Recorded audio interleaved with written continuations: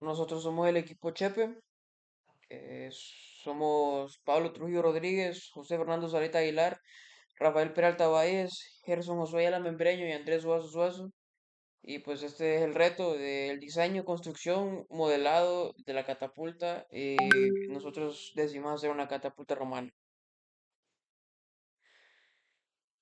Bueno, el objetivo del reto es poder estimar la trayectoria de un proyectil lanzado por una catapulta usando diversas propiedades físicas. Aquí se pueden observar varios dibujos técnicos de la catapulta de prototipo. Aquí se puede observar pues lo que viene siendo el brazo y los soportes.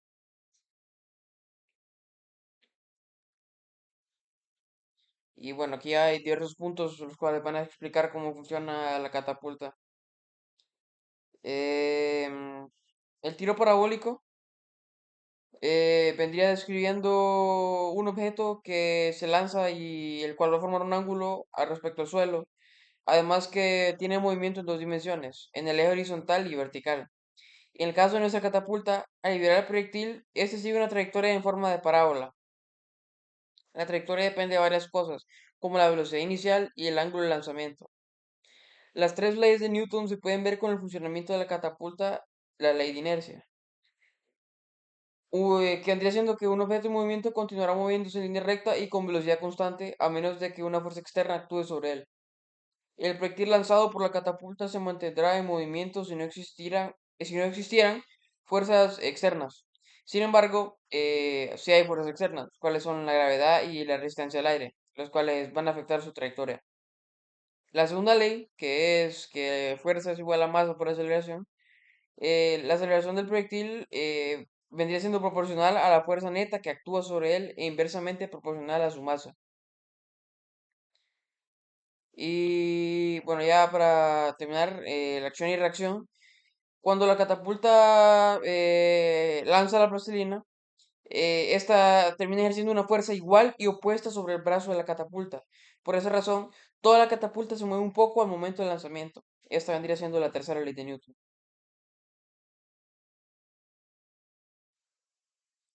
Y pues bueno, aquí se puede ver la fórmula de resistencia del aire, la cual vendría siendo contraer el movimiento del proyectil y depende mucho de su velocidad.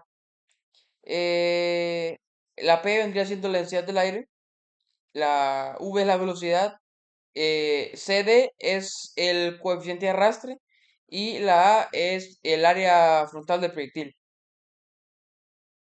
Dimensiones. En el lanzamiento, el proyectil se mueve en dos direcciones, que sería en el eje X, el horizontal, y en el eje Y, la vertical.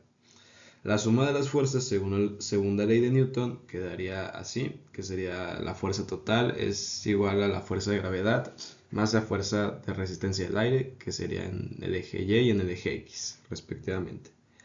Y despejando para las aceleraciones, sabiendo que la fuerza es igual a la masa por la aceleración, quedaría aceleración en X es igual a la fuerza en X sobre masa y la aceleración en Y es igual a la fuerza Y sobre la masa.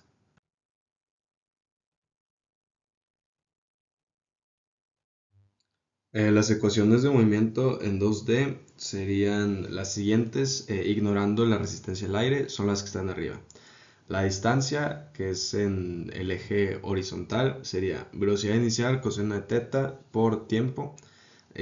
Para la posición en el eje vertical sería velocidad inicial seno de teta por tiempo menos un medio por gravedad por tiempo al cuadrado. Usamos el signo de negativo cuando ya tomamos la gravedad positiva como 9.81. Para las velocidades, en X sería velocidad inicial coseno de teta y en Y sería velocidad inicial seno de teta menos gravedad por tiempo. En la velocidad de X no tomamos en cuenta la parte de menos gravedad por tiempo, ya que no existe ninguna aceleración en el eje X. Para casos que sí se toma en cuenta la resistencia del aire, no existen fórmulas 100% directas. Pero si consideramos la resistencia del aire proporcional a la velocidad, se podrán usar estas fórmulas que están abajo, donde la K es la constante de fricción del aire. Estas fórmulas utilizan la segunda ley de Newton y utilizan también la derivada de la velocidad. Para encontrar más exactitud se utilizaría el método Euler, que es una técnica para aproximar soluciones. En nuestro caso de tiro parabólico, este método permite calcular su posición y velocidad paso a paso, considerando que la aceleración cambia. Los materiales que utilizamos para nuestra catapulta fueron trozos de madera que cortamos en diferentes tamaños, depende de lo que se iba a utilizar. También usamos tornillos y clavos para juntar todo y para que no se moviera. Utilizamos para el brazo de la catapulta otro trozo de madera un poquito más liviano y más largo. Y para que la plastilina no se moviera utilizamos una lata de coca partida a la mitad. Para que el brazo pudiera estirarse y la plastilina pudiera seguir volando, utilizamos ligas pues las juntamos con clavos, amarramos varias ligas y eso daba cierta tensión al brazo para que la plastilina se diera volando. Las dimensiones con las que terminó nuestra catapulta de alto son 90 centímetros, de largo eran 35 centímetros, no, 30 centímetros y de ancho eran otros 30 centímetros. Ya va agarrando forma Chepe. Aquí está el logo. Ah, no, ¿dónde está el logo? Aquí está el logo, Chepe. Aquí después lo vamos a poner. Aquí vamos a poner un palo. A este palo le vamos a enrollar el elástico, la goma o lo que sea que le vamos a poner. Para que cuando el brazo baje, esto de aquí se levante así para arriba y esto lo traiga para atrás, pega acá arriba y sale la pelota. Nuestros resultados en Tracker. Estos resultados los obtuvimos subiendo nuestro video del tiro a la aplicación llamada Tracker, que es una aplicación de análisis de video de física. Lo que nosotros hicimos fue básicamente subir el video, pusimos un ángulo X, un ángulo Y, pusimos tantito de las mediciones y ya después de eso, junto con Tracker, fuimos analizando cómo era el tiro parabólico del proyectil y después de eso Tracker nos enseñó de que las posiciones en X, las posiciones en Y, las aceleraciones, los ángulos, las velocidades. Así que básicamente lo que nosotros hicimos fue subir el video y ya Tracker nos dio todos estos datos que nos ayudarán a seguir con nuestro análisis. Vamos a repasar rápidamente esto para no salirnos del límite del tiempo, ¿no? Ok. Primero y el más importante para entender el corazón de esta aplicación es ver estas dos ecuaciones que representan la fuerza de fricción en contra del eje X y el eje Y para el proyectil, ¿no? Sería en este caso, lo más importante a ver es que depende de la velocidad, de qué tan rápido va y del área, bueno, hay una A, bueno, pues esa A representa el área frontal del objeto. ¿Cuánta, pues sí, ¿no? ¿Cuánta área choca con el aire? Podría ser con un objeto, cualquier cosa, pero en este caso con el aire, ¿no? Estas son las gráficas del tracker, estas no toman en cuenta la resistencia del aire, digamos que es un movimiento ideal, pero aquí es donde lo vamos a explicar mejor. En esta gráfica se tomó en cuenta, si no recuerdo mal, 80 grados de salida, 80 grados, 86 grados, algo así, pero es bastante, un ángulo bastante cerrado.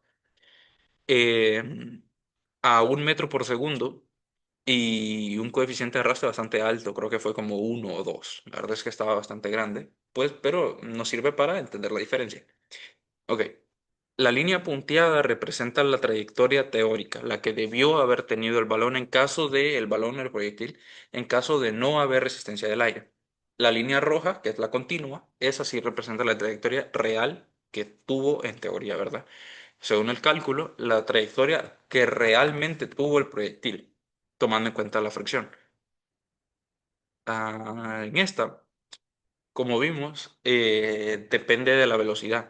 Aquí la velocidad a la que se tiró fue bastante más alta. Se nota en el eje de X que ya llega hasta 3 y en esta solo llega hasta 0,15 y así es algo bastante pequeño. Aquí la velocidad se tomó como 5, creo, 5 metros por segundo. Entonces, la resistencia del aire la frenó como depende de la velocidad, la fricción del aire depende de la velocidad, al ir más rápido la diferencia de trayectoria es mucho mayor. en comparación al anterior. Eso, pues como vimos en las ecuaciones, pues es porque depende de la velocidad. Aquí se tiró el proyectil a una velocidad mayor, en posición cero, ángulo 70 grados, y el eje Y en cero. En el anterior se tomó como 1,4 metros aproximadamente. Y aquí pues ya entendemos cómo es, cómo funciona esto, no hay mucho más que explicar. Eh, el ángulo se tomó el mismo que del primer caso. La velocidad se tomó incluso menor, creo que no, se tomó unos 4 metros por segundo aproximadamente. Todo lo demás sigue exactamente igual y no hay mucho más que explicar, eso es todo. Mientras desarrollamos el proyecto, logramos comprobar que el movimiento del proyectil sigue un camino parabólico donde el alcance depende directamente del ángulo que elijamos y de la velocidad con la que el proyectil sale disparado. Teóricamente, el ángulo óptimo para detener el mayor alcance sin resistencia al aire es 45 grados. Sin embargo, y después de investigar en la práctica, el ángulo óptimo fue ligeramente menor, de entre 35 y 40 grados. Esto mayormente debido a la resistencia del aire, las múltiples variables del sistema de lanzamiento y la pérdida de energía mecánica en el brazo de la catapulta. Entre las limitaciones se encuentran tanto las mediciones de velocidad inicial y tiempo de vuelo, ya que fueron determinados mediante el análisis de video en el tracker, donde influyen la resolución del video y la calibración espacial. El cálculo de la velocidad se obtuvo midiendo el desplazamiento del proyectil cuadro por cuadro y dividiéndolo entre el periodo de tiempo correspondiente. El modelo teórico sin resistencia del aire no representa completamente cómo funciona en realidad, ya que en el lanzamiento intervienen otras variables no consideradas en los cálculos analíticos: elasticidad del brazo, peso y forma del proyectil. Estos y más factores reducen la precisión del alcance calculado. Sin embargo, no lo suficiente como para cambiar drásticamente los resultados, por lo cual es una manera efectiva para predecir y estudiar el funcionamiento de la catapulta.